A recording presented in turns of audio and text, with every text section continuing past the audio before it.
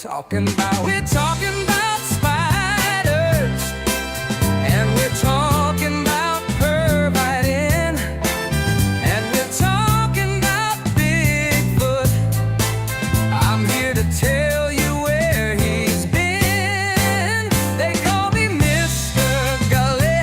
I'm here to save the day. They call me Mr. Gulley, and I'm gonna lead the way. They call me Mr. Gulley. I'm here to save the day. They call me Mr. Gulley, and I'm gonna lead the way.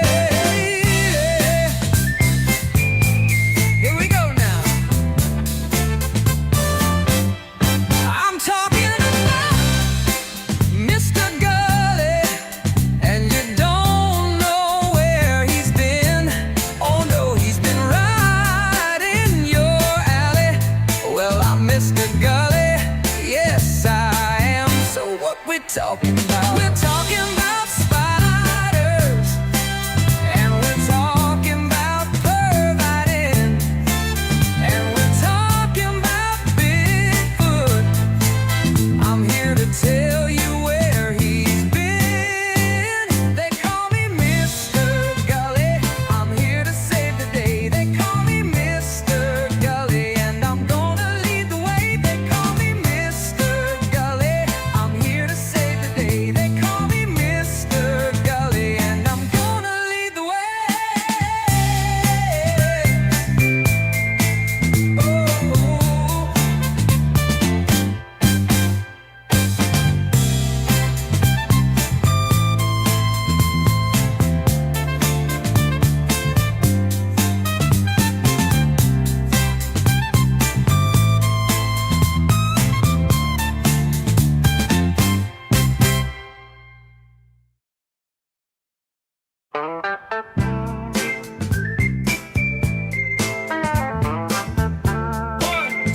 One, two, three, four.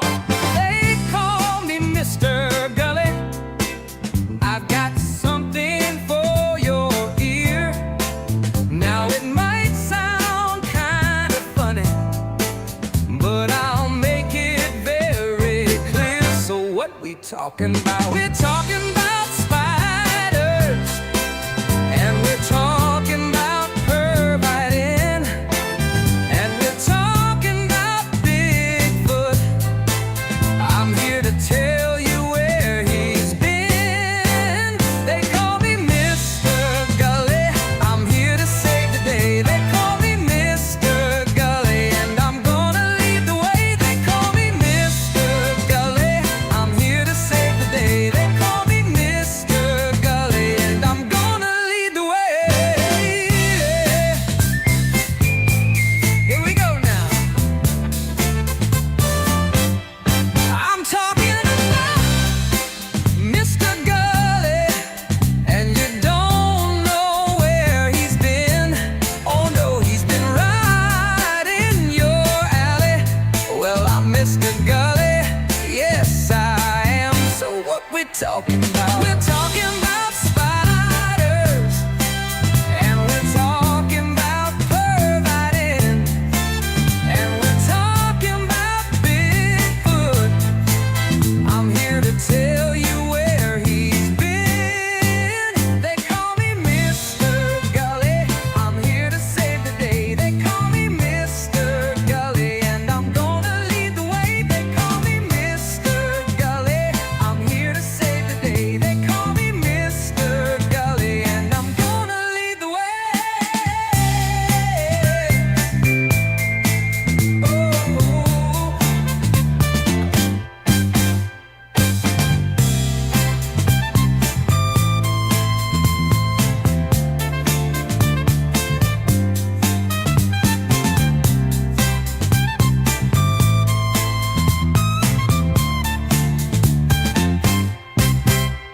Hey everybody, what's going on? What's hot? What's hip? What's happening? What is shaking on your Thursday? If you're watching this on a Thursday, if it's on demand, you're watching it another day. Let me tell you about Jell-O. I prepared a tray of Jell-O shots for those of you over the age of 21. Hopefully you'll enjoy them.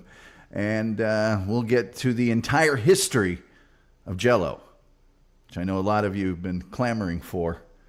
Anyway, please like, share, subscribe, retweet, notification bell, all those free things you can do to help our show spread like an infection, a virus, a benign yet pleasant infection or virus that you're happy to give a close friend or a significant other. And that'll be great. Hey, it's time to get the begging bar out. Yes, we do have membership. Whoa, look out.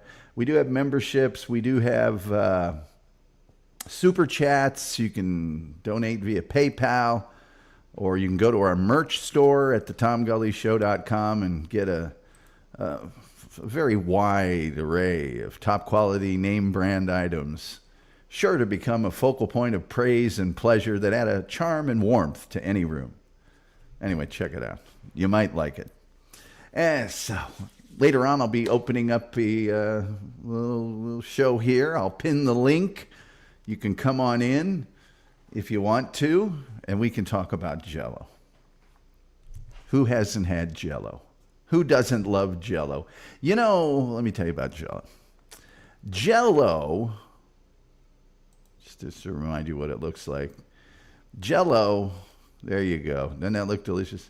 Jell-O is sold, prepared like this, out of a cup, or in powder form if you want to make your own. You know, Julian Caesar's here, by the way. Good to see him. And it's available in a variety of colors and flavors, which I'm sure you're already aware of. The powder contains powdered gelatin. I'm going to tell you what gelatin is in just a second, if you can handle it. You might not want to hear it, but I'm going to tell you anyway. And it's got gelatin and flavorings, including sugar, artificial sweeteners. You dissolve it in hot water, then you stir it up, then you chill it. It sets. Bam! You've got Jell-O.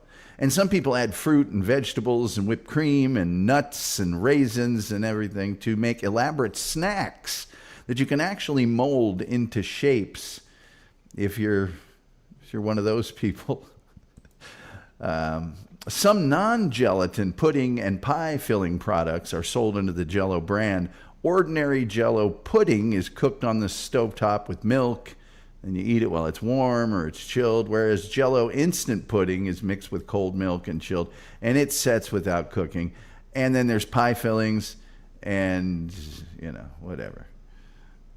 Julian Caesar says, if you add a vegetable to Jell-O, you're a weirdo. Well, I don't know if you're a weirdo, but I have known people to grate carrots long ways, kind of, and put them in Jell-O. Anyway. Oh, Gene1313 is here. Gene, good to see you. Cherry Jell-O is my favorite smell. And if anyone watching would like to contribute their favorite odor to the show, we'd be glad to have it. Now, the whole thing starts out with gelatin. And incidentally, I'm going to mention right out of the gate, from the jump, gelatin and Jell-O have been around for a long, long time. Gelatin is a protein that's produced from grab your hats, wake the neighbors, phone the kids. It's produced from collagen, which is extracted from boiled bones, connective tissues, and other animal products. And it has been a component of food, particularly desserts, since the 15th century.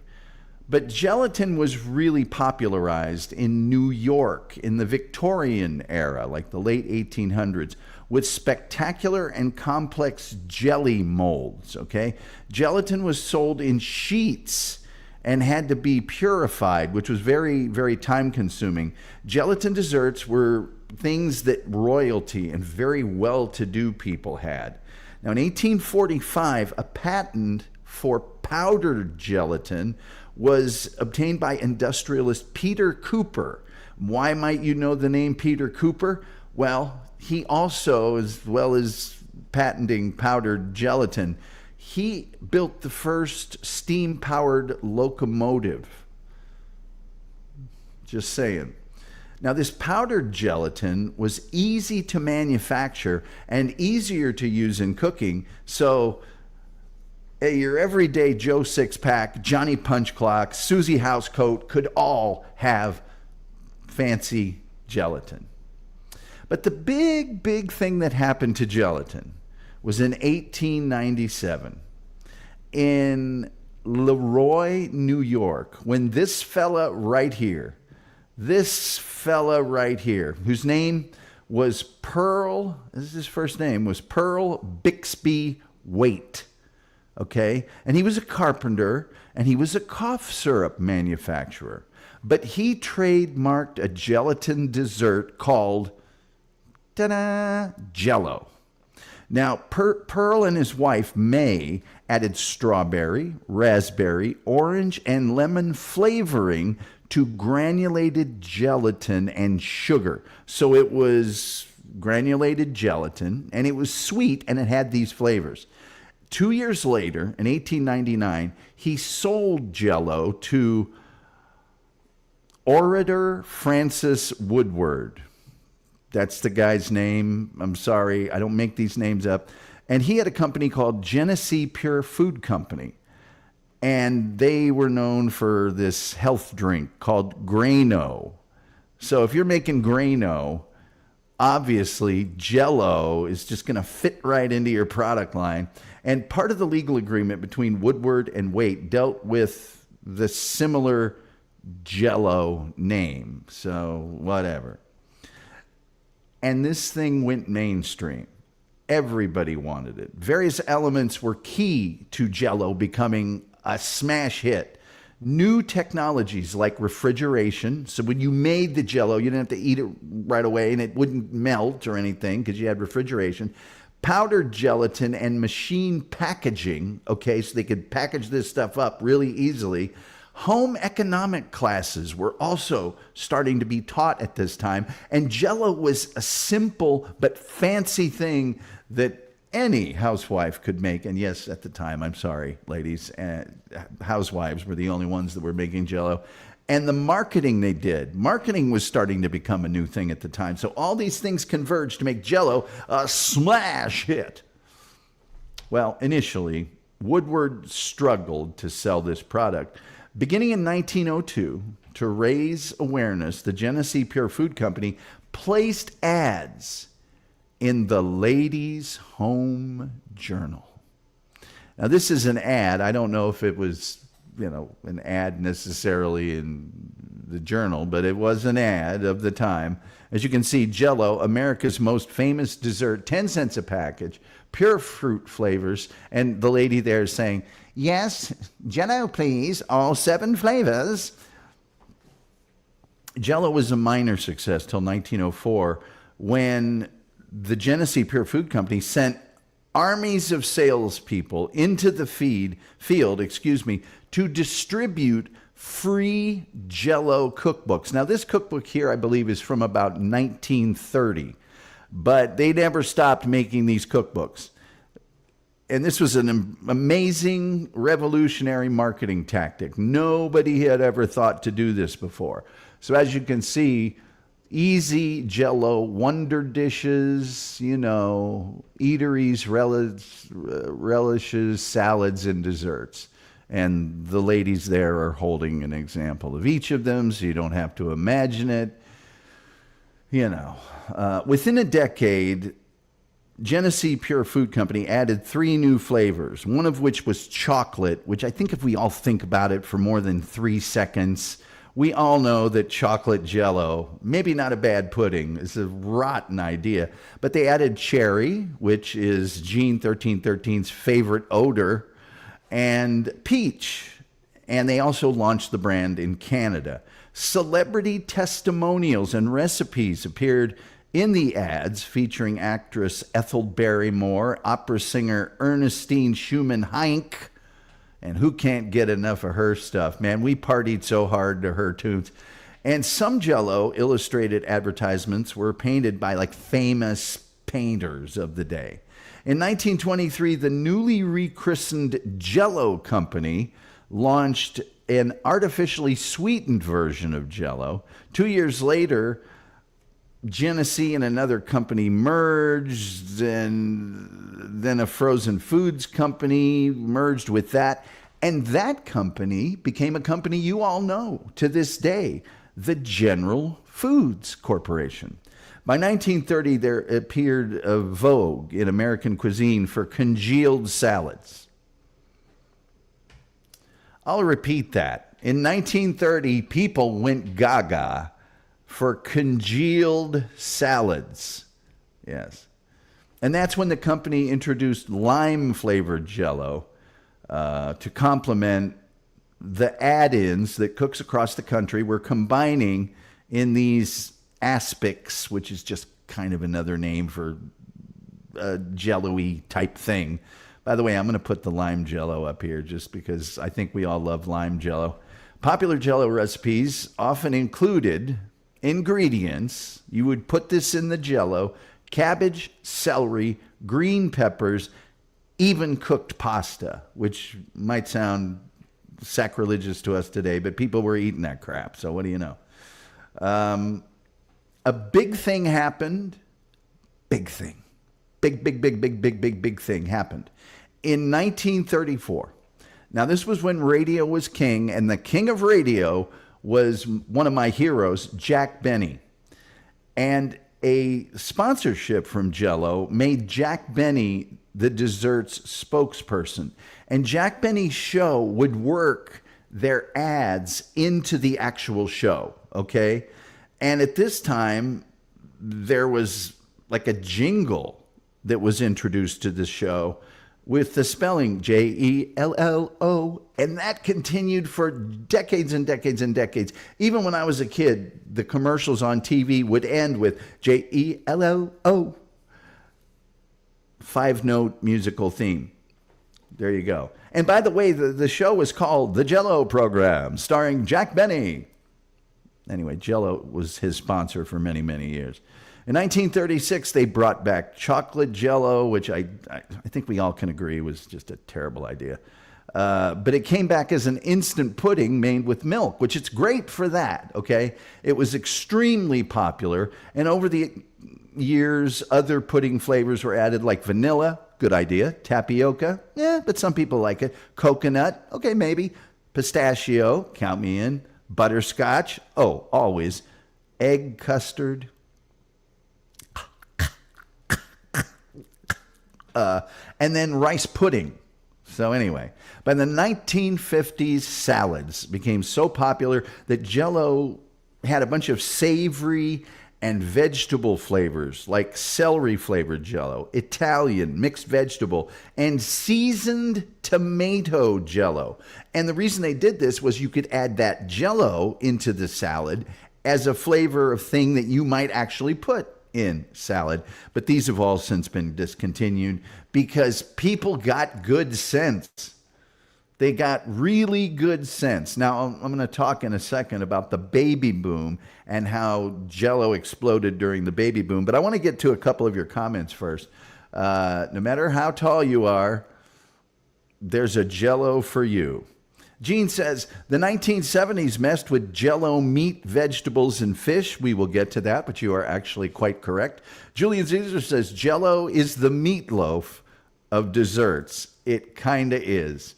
It kind of is. Now, the midday break or tea times. People had tea parties. I mean, we're not Great Britain here in the United States, but like dainty little tea affairs and dainty little sandwich luncheons and things were very, very popular, especially among housewives through, the 1920s to the 1950s. And they would use these luxurious, decorative kind of, you've seen a fancy little cups and, okay, they would include very fancy ingredients with Jell-O, like caviar or lobster. And Jell-O became a very, very inexpensive, kind of an ornamental ingredient because of the molds you could use to make whatever shape you wanted, that they could create this sort of light, not heavy on the stomach, but flavorful thing that was perfect for these kind of events.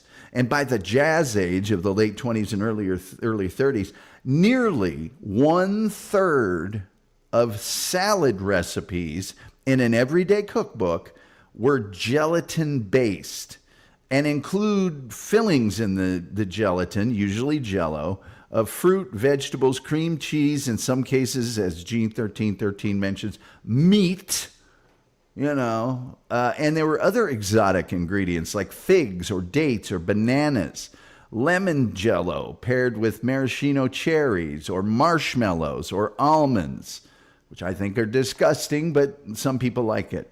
There was a thing called good salad. It was just called good salad, which was vanilla pudding, tapioca pudding, pineapple, mandarin oranges, and orange gelatin. Now that mandarin orange thing, my mother, my dear sainted mother, was very, very fond of putting canned mandarin orange slices in orange gelatin. And to be honest with you, it's really, really good. It's really, really good. Pudding mixes made with the reserved juice from canned fruit and flavored gelatin, and fruits added in, then were allowed to set in the fridge, served cool. One savory recipe collected by the Des Moines Register, published in Iowa, is for tomato soup gelatin salad. And that salad is made from lemon gelatin, tomato soup, cream cheese, stuffed olives combined with other ingredients and seasonings. And I'm starting to get a little queasy. Young mothers didn't have the support community of previous generations. So people moved around. So mom wasn't nearby, or an aunt or a grandmother necessarily. So marketers were really quick to point out how easy a prepackaged Jell-O was to make.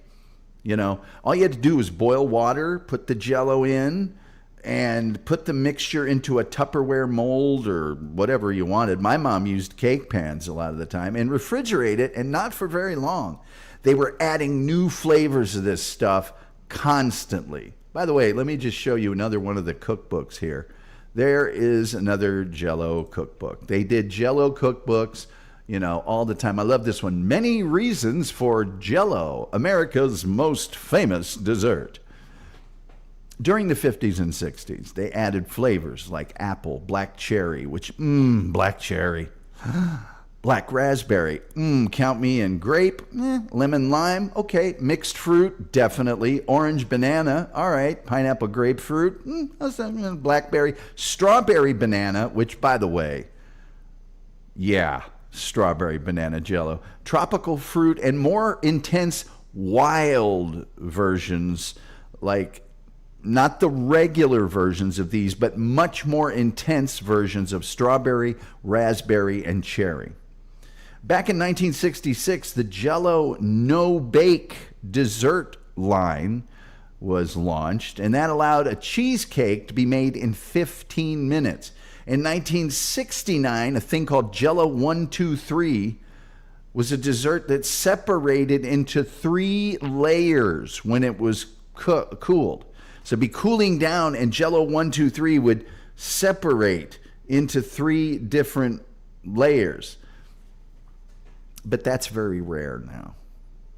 Personally, I think that might be kind of cool, Jared's here, H2BH. Good to see you, Jared. Also, H2BH. Stands for happy to be here, for those of you who are uninitiated. In 1971, packaged prepared pudding called Jell-O pudding treats were introduced. Jell-O Whip and Chill, which was like a mousse. Ooh, Whip and Chill was great. Oh, my God. Whip and Chill was great. Julian Caesar says, in the future, everyone will be eating Jell-O. Gene 1313 said, loved it. Whip and Chill was amazing. It does remain available, but in very limited areas and quantities. A similar dessert called Jell-O Soft Swirl was introduced in 1972. And there was chocolate cream, strawberry cream, vanilla cream, and peach cream. Florence Henderson.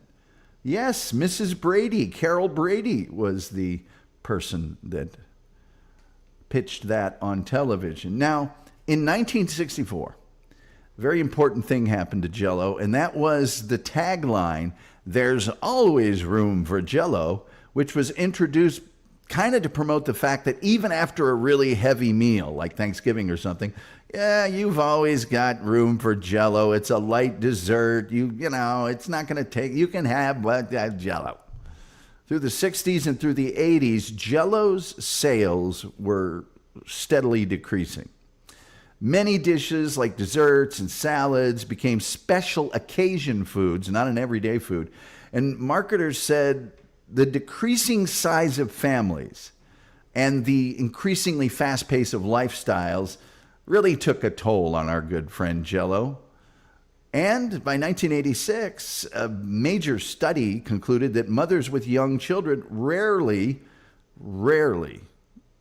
produce Jell-O anymore. So what did Jell-O do? They went back to all these recipes and all these old cookbooks and rediscovered ways to serve up Jell-O. One of them was a thing called jigglers, which was little finger food type things for Jell-O that could be given to small children rather than having to have them eat it out of a bowl and stuff. And also, Jell-O launched a marketing campaign, a giant marketing campaign. And who did they choose to market their product? Bill Cosby. It was Bill Cosby. They chose. They picked Bill Cosby, which at the time was a great move, but currently we have to say that they chose Bill Cosby for obvious reasons. He continued for almost 30 years to be their only spokesperson, by the way.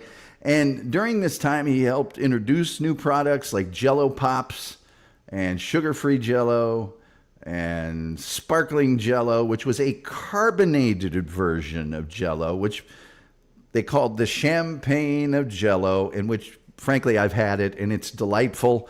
The only bad thing about sparkling Jell-O, and this is the only bad thing, is that it was promoted by Bill Cosby.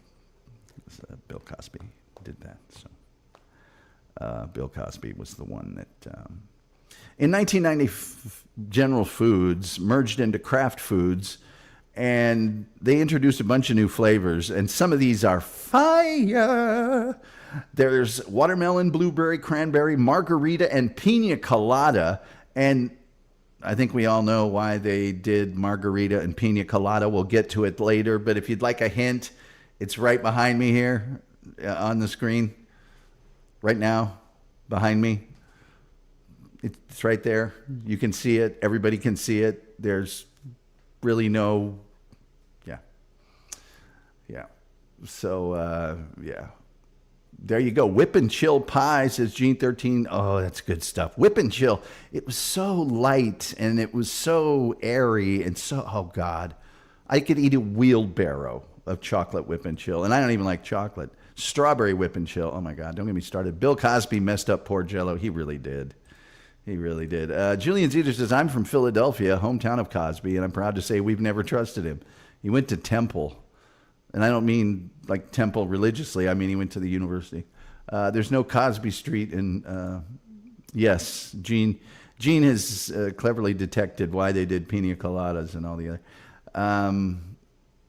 They also did concentrated gummy snacks during that whole gummy revolution that they had. In 2001, now here's the thing. Jell-O, very popular with Mormons. I'll get into it more later, but in 2001, the state of Utah recognized Jell-O as the favorite snack food of Utah and recognized the fundamental basis of Jell-O in the Mormon cuisines, like Jell-O salad, and there's a Jell-O week in Utah. I'm not joking. There's a Jell-O week. During the 2002 Winter Olympics in Salt Lake City, the souvenir pins included one depicting green Jell-O. By the late 80s and early 90s, as Gene was mentioning, Jell-O's family friendliness was somewhat damaged by the Jell-O shot and also Jell-O wrestling, which I think a lot of us are not, opposed to. Drifty Twitchell says, I enjoyed green jelly. I don't know if that's green Jell-O supposed to be. Julian Zezer says, he went to my high school but was kicked out. Julian Zezer says, I don't like green candy, but green Jell-O is just great. Yeah, it's good. It's good stuff. Okay, now get this. As of 2011, there were over 420 million boxes of Jell-O gelatin and over 1 billion Jell-O cups sold in the United States. Not all time. Each and every year. As of 2016, there were more than 110 products sold under the Jell-O brand name. So, the Jell-O mold has become like a cultural thing to a certain extent. A lot of people put chopped nuts in Jell-O. I think chopped nuts in Jell-O and salad is a terrible idea. Fresh pineapple, papaya, kiwi fruit, a lot of other things, including ginger root, cannot be used because they contain enzymes that prevent the Jell-O gelatin from setting up, from hardening. And that's terrible. Jell-O shots. It's a recipe that calls for the addition of an alcoholic beverage to the mix, contributing to 1/3 to 1/2 of the liquid added to the gelatin that's already been boiled. You boil it first, then you put alcohol in there. And it's a Jell-O shot. And the quantity and the timing of the addition of the liquor are vital aspects. It is not possible to make Jell-O shots with liquor alone, okay? The dry gelatin is required to harden it. And if you put too much alcohol in it, it's just a cup of slop, okay? Vodka or rum are commonly used in Jell-O shots, but you could use almost any liquor. It's just important to adjust the proportions of alcohol and cold water to ensure that it sets, okay?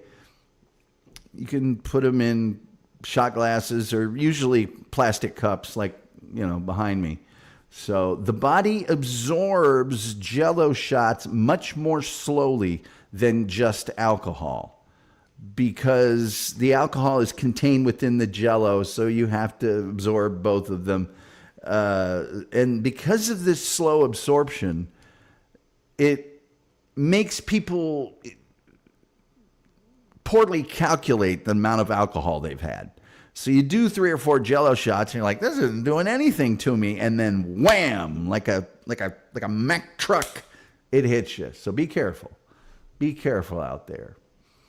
American singer-songwriter and gentleman featured here on the Tom Gulley Show, Tom Lehrer claims to have invented the Jell-O shot in the 50s to circumvent restrictions on alcoholic beverages at the Army base where he was stationed. Yes, an early published recipe for alcoholic gelatin drink dates from 1862 in a certain book about, various drinks. If you really want to know, it's called How to Mix Drink or The Bon Vivant's Companion by Jerry Thomas. His recipe for punch jelly calls for the stuff I just mentioned. And he does warn that the strength of the punch is artificially concealed by the gelatin. By the way, Leroy, New York, where this all started, is known as the home of Jell-O and has the world's only, yes, Jell-O museum. There it is. Take the kids. All right, kids, you've been hawking me for weeks. There it is, the Jell-O museum. Gee, Dad, thanks. Anyway, and there's a factory there, by the way, right there. And that's where Jell-O was manufactured. Guys in,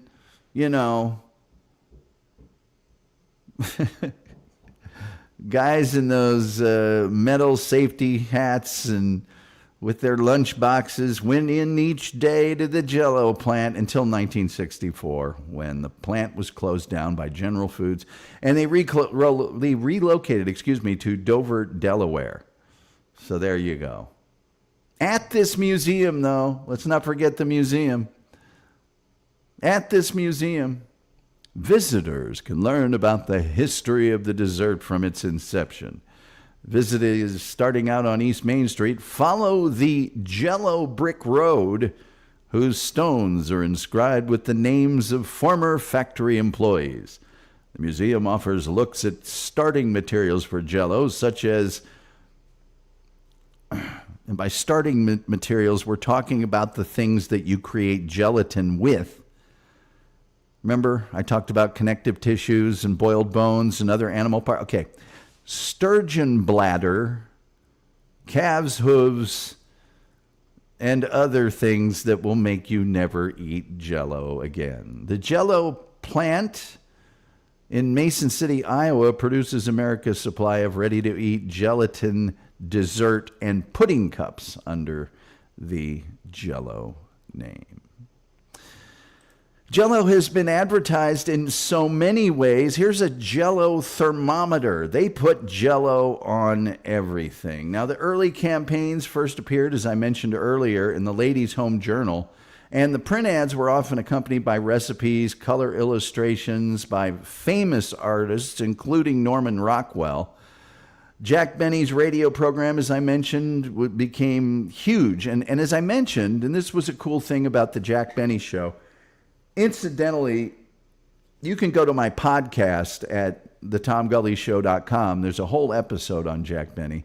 But one of the cool things about that show is they incorporated their sponsors into the plot of the show. They did not break for commercials ever. Instead, announcer Don Wilson incorporated speeches about Jell-O into the program at appropriate places, and Jack Benny would pretend, oh my God, he's talking about Jell-O again. It was almost like Don Wilson was manic about talking about the sponsors, and he would relate what was going on in the plot to the sponsor. It was really funny. And the very first show where Jell-O was the sponsor incorporated the Jell-O jingle. Lucille Ball's My Favorite Husband on the Radio, which was the predecessor to TV's I Love Lucy, was another popular program that was sponsored by Jell-O, and her character opened the program with the lively greeting, Jell-O, everybody. Yeah. I mentioned Bill Cosby.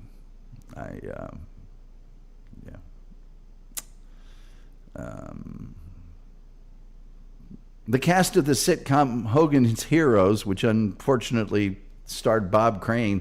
Do we have to talk about Bob Crane the way because there's a lot of Bill Cosby-ish things about Bob Crane. We won't mention them here. Did a commercial with Carol Channing featuring Colonel Hogan, his men, Commandant Klink, and Sergeant Schultz having Jell-O and Dream Whip for dessert. I'm not joking.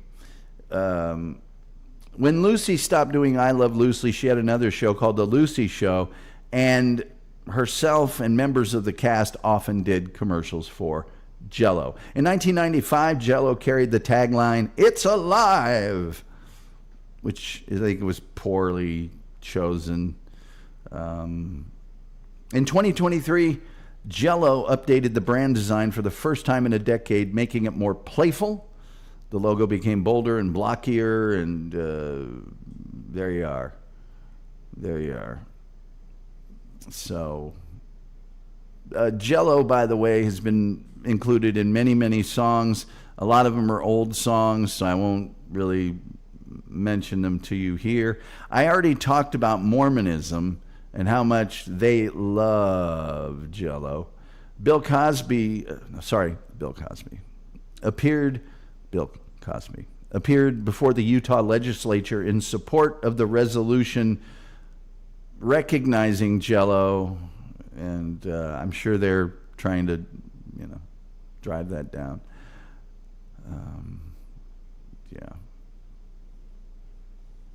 In 1997, Kraft released sales figures revealing Salt Lake City to have the highest per capita Jell-O consumption on the face of this or any other planet. Yes. Okay, now currently, I'm just telling you this currently. This isn't the old stuff. Well, let me get to some of your comments here.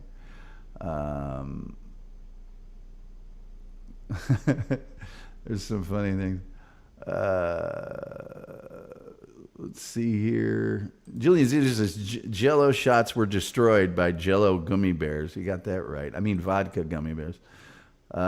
Protein slows down nutrient absorption. There you go. Gene's off to the Jell-O mine. Yeah.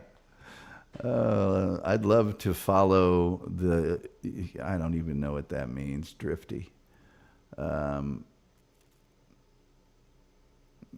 Jell-O and hot dogs, lips and butts. Well, kind of, yes. Why has Tom not done Norman Rockwell for us? I will. I was saving that for around Christmas time for the obvious reason. Whatever doesn't make it into a hot dog ends up in Jell-O. Sad, but true. And whatever is left ends up in bone meal for the gardeners or for dog food. One of the two. What ends up in pet food? You don't want to know.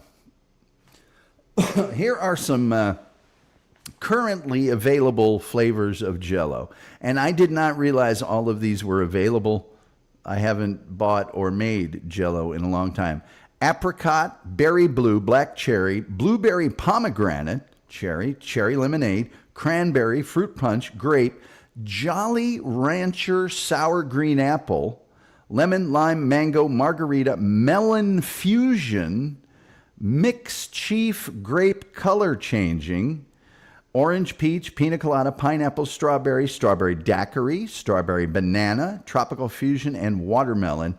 There is an equally staggering array of puddings available.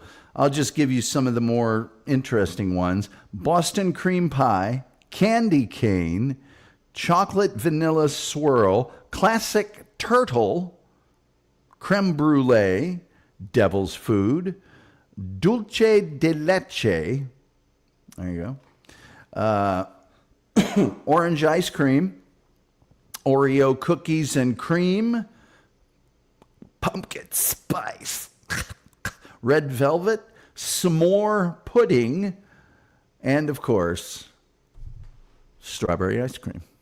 There you go. And that, ladies and gentlemen, is all that I have on this occasion to tell you about the legendary treat that is Jell-O. That's it. That's all I got. That is all I got. And now I'm going to put the link in the room. We're going to be out of here right at top of the hour.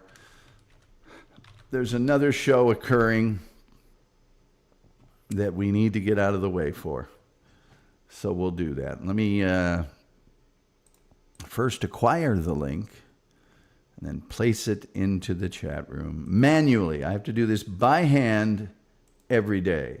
No show tomorrow. It is a Thursday. Maybe a members-only show on the weekend. Incidentally, we do have memberships. We do have super chats. We do have PayPal. We do have our merchandise store. And we have not received any of those things today. Sometimes when that happens, we don't do a show the next day. It's just the way it's got to be. You know, a little something for the effort. Daddy needs a new pair of shoes. There's guys who light their flatulence on fire, making $10,000 a month, and I can't get one stinking super chat every day. That is wrong on the most basic of levels. It's just wrong. It's unfair. It's demoralizing.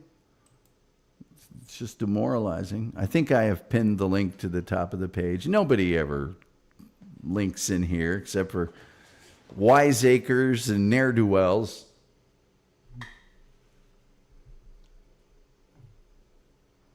Coffee. That's good coffee. And Cherry Cola Store Brand Zero. I was in a hurry. Didn't have time to go to the real store. So that's what we got. That's Jell-O. I covered Jell-O in 40 minutes. Incidentally, I like the little Jell-O cup snacks. I'm one guy. I can't make a pan of Jell-O. That's too much Jell-O. It says, don't let Tom guilt you into sent him something. I don't know what that means. By the way, our membership's only $2.99, which is a bargain at any price, really. I haven't had Jell-O in many, many years. What is into sent you something? Yeah, gonna get some. Yeah, get some. Get some. And I got to tell you, on a hot Texas day, that Jell-O, if you keep it in the fridge, which you really should, that's got the mandarin oranges, is so refreshing. It is really good. And some people make the Jell-O where they take Jell-O and cream cheese and kind of whip it up a little bit and make it airier. It's really good. Oh, you sent me a PayPal. You know what, Julian? See, Julian's a smart guy. Because when you send me something via PayPal, you give all the money. I get all the money. The Super Chats, YouTube takes 30% of that. Yeah, you didn't know that, did you? Drifty Twitchell says, I might make green jelly for dessert. You are very kind, Julian. Thank you. Everybody, a little something for Julian. I think on Monday, and this is how the Jell-O topic got started today. Those of you who are really into history will know why this happened.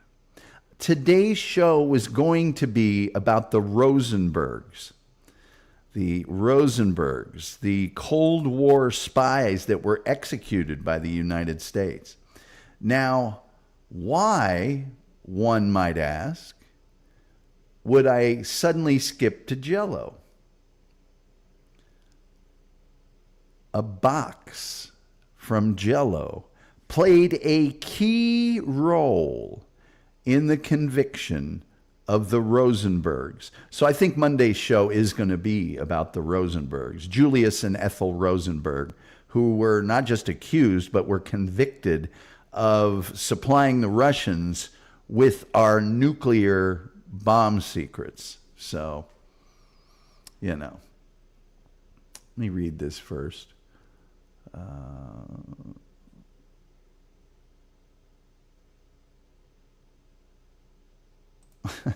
I don't know if this is true or not, but it's made me laugh. The CIA, which is displaying the old "Don't Tread on Me" United States flag, which was also for a long time the flag of the supporters of the United States men's national soccer team.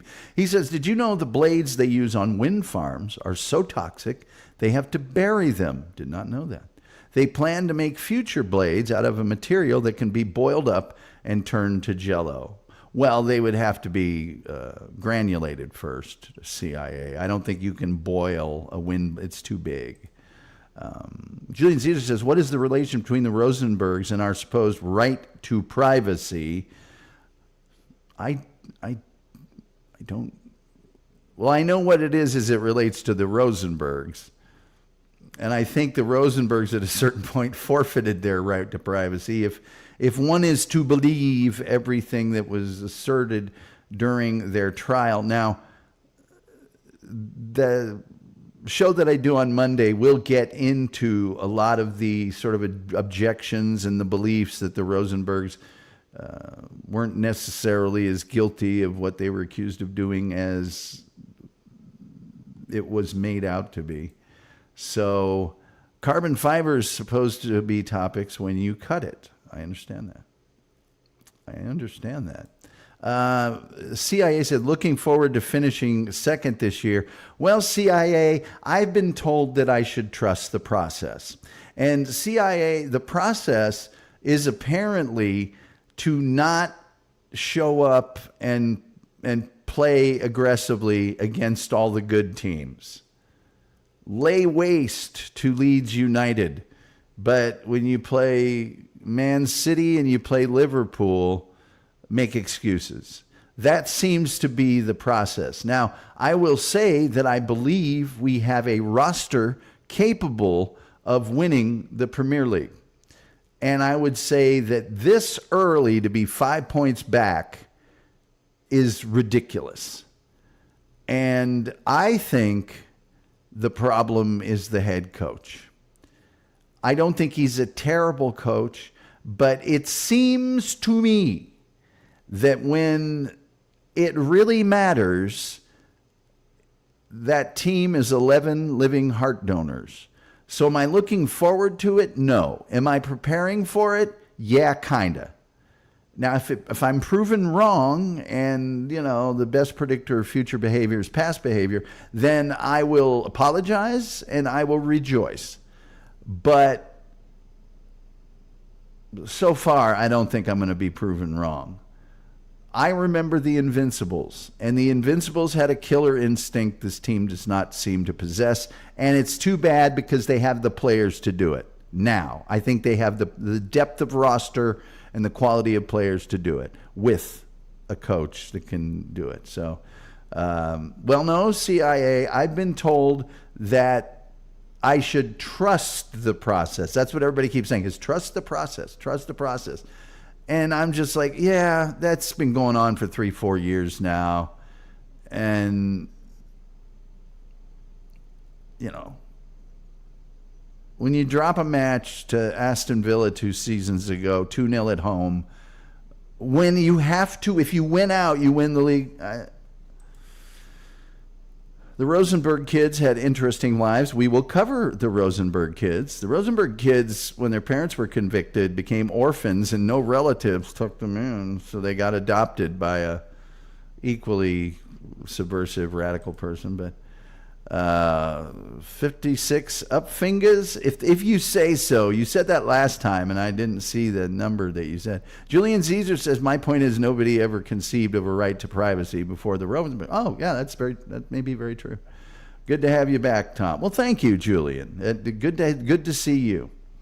Arteta was a Rangers player, so that's all you need to know about his mentality. He was also number 2 Pep for a reason. Well, he was also an Everton player. So, and by the way, was a useful but not exactly set the world on fire Arsenal player. Interesting. But yeah, I keep hearing trust the process, trust the process. I'm like, can the process not have us lose to Liverpool and then go, well, they just had a magic moment? Otherwise I think we outplayed them. Why do we always outplay the teams that beat us when that guy has a press conference? Why is that always the message? And I'm watching the game going, I don't think we outplayed them. And by the way, they don't count how. They count how many. And it was just a moment of magic. What are you going to do about that? Not concede the free kick? Build the wall better? I don't know. I mean, stop the shot? There's a million things you can do about that. But I can tell you what the Invincibles would have done about that. Scored 2 goals. That's what they would have done about it. Trust the plan. Trust the process. There's spiders everywhere around here today, I'll tell you. I think I'm going to start doing my sports show maybe after the turn of the year leading up to the World Cup, and it'll be all about soccer, so nobody probably here right now will want to watch it. But I'm a genius about soccer. I really am. And this trust the process nonsense, buddy, you better win something this year. And I'm not counting the Carabao Cup. I'm talking about I'll settle for the FA Cup. I will settle for it. I won't be happy about it, but that's kind of Arsenal's thing as we win the FA Cup. But you better win the Champions League, or you better win the Premiership. I don't really care about the other cups, or it's Arteta out. You got that lineup, and agreed, you don't have a Thierry Henry-like player, but I don't think there is one of those kind of players in the Premiership, and I'm counting Haaland. I think if Haaland plays for a lot of other teams, he doesn't score all those goals. He's certainly not a Thierry Henry. He's not a threat constantly anywhere on the field. And you got to get it done this year. And I'm sick and tired of every time you play a top 4 team, you can't get it done. You can't show up. I'm just sick and tired of it. And I'm also sick and tired of other teams understanding how to counterattack and how to push the ball out of defense and get it to forwards into open space. And we want to dribble the ball up the field and pass the ball up the field all the way to the final third when the other team is now parking the bus and we can't create anything. I'm sick and tired of that too. If you look at the goal that we scored in the previous match with Eze assisting Yacarez, that was on the break. That's breaking down a defense. Why can't we do that more often? Other teams do it to us constantly. Nope, we don't have that. We don't do that, ever. Crying out loud. And even the goal that Martinelli scored to tie us in the last gasp, against Man City, that was the ball kind of into open space. That wasn't, our set pieces. We're so good at set pieces. I don't want a team that depends on set pieces. Not only because it's not, a sustainable offense, but because I want my team to score a whole bunch of different ways. And set pieces, let's face it, they're a little non-democratic. I don't know. Find a way of better saying trust the product. You sound like Q-Tars. No, they would have scored one goal. Boring Gunners. Well, CIA, are you not understanding that I'm saying that with great disdain and sarcasm? I don't believe that. It's what I keep being told. And it's a joke. Just keep trusting the process. Keep getting second. Keep getting knocked out in the quarters of the Champions League. Just keep trusting the process. I'll trust the process when some silverware starts happening. And I don't mean the Emirates Cup. Julian Zeta says, when I was an undergrad, I thought I might have some interest in researching spiders, but all the basic research was in German, which I didn't read. Well, ich verstehe Deutsch. I could have translated for you. Julian Zeta says, pre-war Germans were very interested in the spider und the spider silk. I like spider milk. Yeah, so trust the process. Yeah, trust the process, and you're trusting in second place. And I'm sick and tired of also of you can't be critical. All these Arsenal fans, come on. Remember? Yeah, no, we can be critical of that. As critical as you like. Liverpool has a brilliant coach that we would have been glad to have. He leaves, the next guy walks in and does better, and we can't be critical of Mr. Second Place?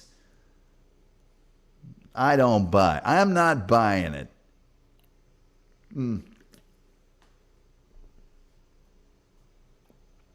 Just a precious few minutes left. We're going to be out of here by top of the hour.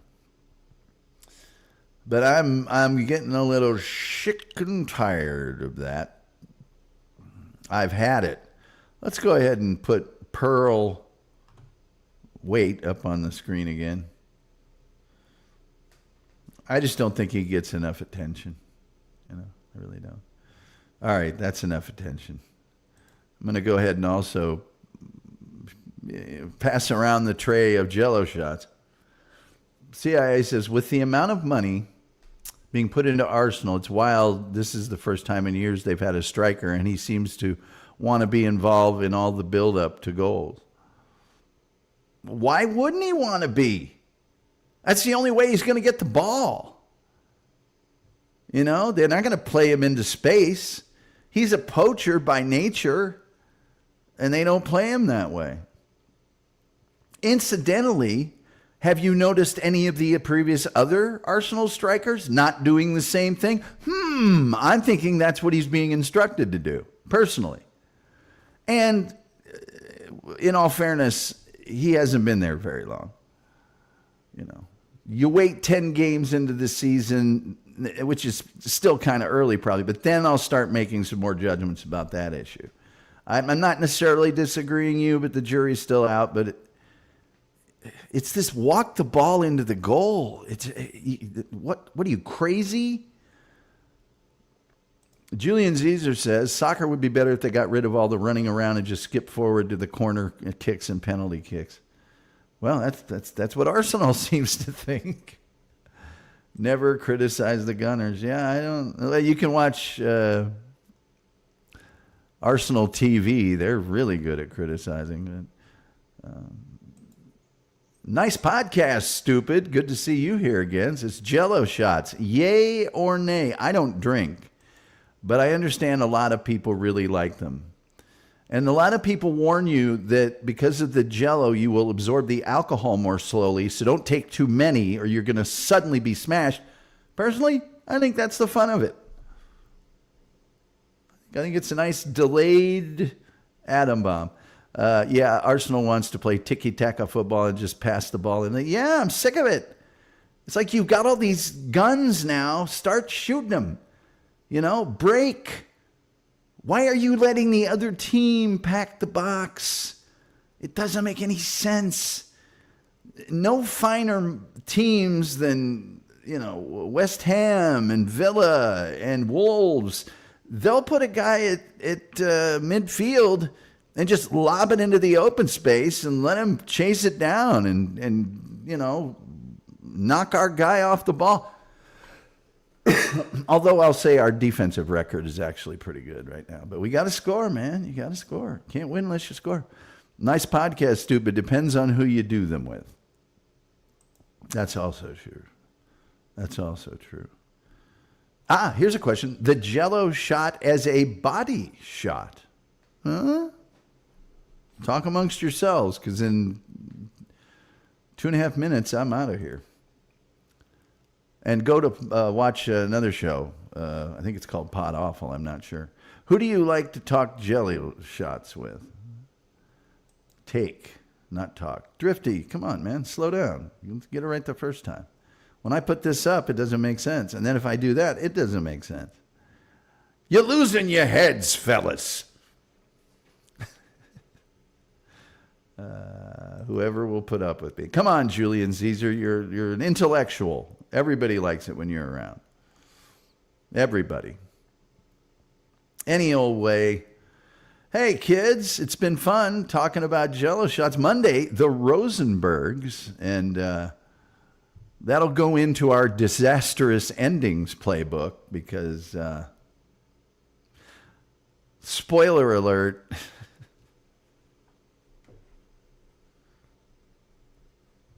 well, I already said their kids became orphans. I don't think I have to say any more than that, really. Any old thing, you know what I'm saying. The Rosenbergs, they just... Julius and Ethel.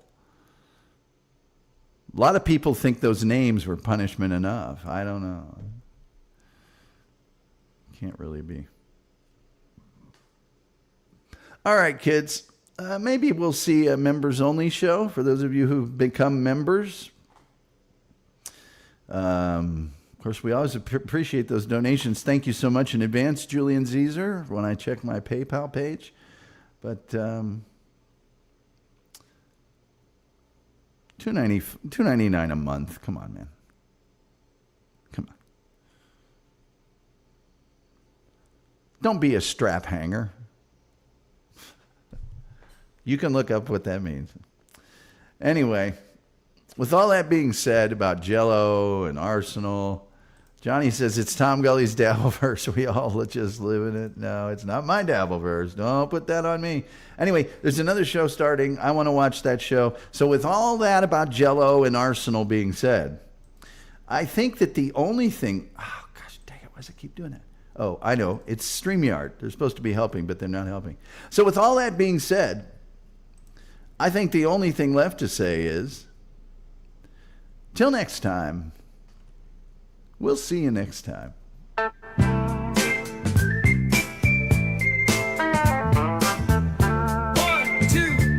2, 3, 4. They call me Mr. Gulley.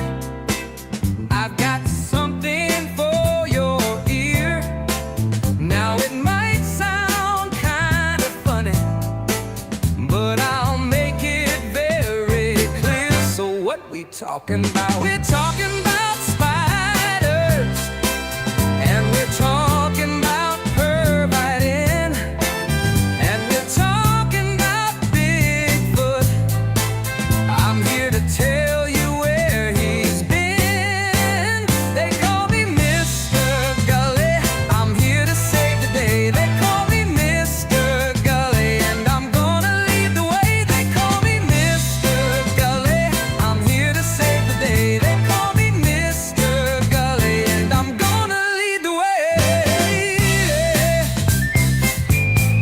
Here we go now.